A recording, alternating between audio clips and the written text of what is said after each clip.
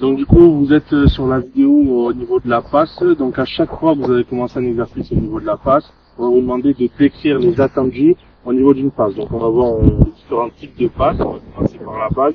Donc la passe en mode balançoire. Donc ballon à deux mains, ok, les mains au même niveau. Et ensuite, donc c'est les bras et le bassin qui vont se tourner vers le joueur pour lui faire la passe. Donc ballon à deux mains, ok, le balancier, hop, et je viens faire la passe avec mes bras, mes épaules, mon bassin, mon corps qui se tourne. Okay.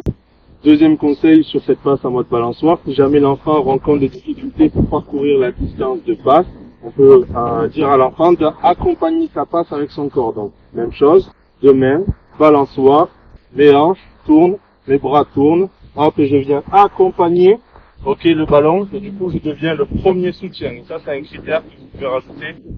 C'est bon.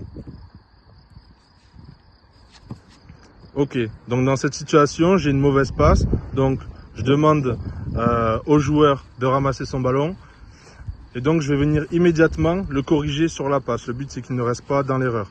Donc le problème qu'a eu le joueur, c'est qu'il n'a pas utilisé son bassin. Donc je vais lui demander de recommencer de l'autre côté et de bien lui montrer la situation où on fait balancier avec les bras et on a le corps qui va venir donc se tourner avec les hanches qui vont venir se débloquer. Donc je lui explique bien la situation et bien les critères de réalisation et il va pouvoir les réaliser une seconde fois en corrigeant. Donc une fois la passe réussie, je félicite le joueur, c'est très important pour le valoriser et je rajoute un critère supplémentaire pour qu'il s'améliore, celui donc d'utiliser sa jambe côté extérieur à la passe en pied d'appui pour pouvoir faire sa passe. Parfait. À présent, on va passer sur la passe vrillée. Donc, les critères sont sensiblement les mêmes. Cette fois-ci, on va ajouter la position des mains. Donc, une main devant, et il faut bien expliquer à l'enfant que la main devant, elle sert à viser. Ok, c'est pas celle qui va envoyer le ballon.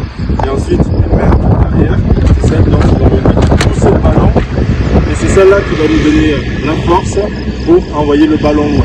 Ok, on n'a pas besoin, on peut expliquer à l'enfant qu'on n'a pas besoin de chercher à faire la rotation. Avec la poussée de la main arrière, la rotation va se faire automatiquement. Un critère que vous pouvez rajouter également sur la passe balançoire, c'est de finir la passe bien avec jusqu'au bout des doigts. Ok, on lâche pas le ballon ici, on le lâche au bout des doigts.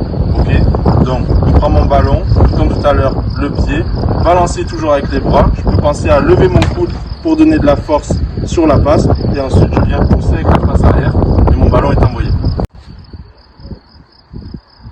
Donc ici, si on observe bien, c'est cette main ici qui est venue viser et cette main en bas qui est venue pousser. Donc on observe que l'enfant est à l'envers. Du coup, il faut bien le conseiller d'inverser ses mains, hop, pour avoir donc la bonne technique et on lui demande de recommencer. Et donc les attendus doivent bien être respectés par l'enfant. Il faut le conseiller jusqu'à qu'il y arrive.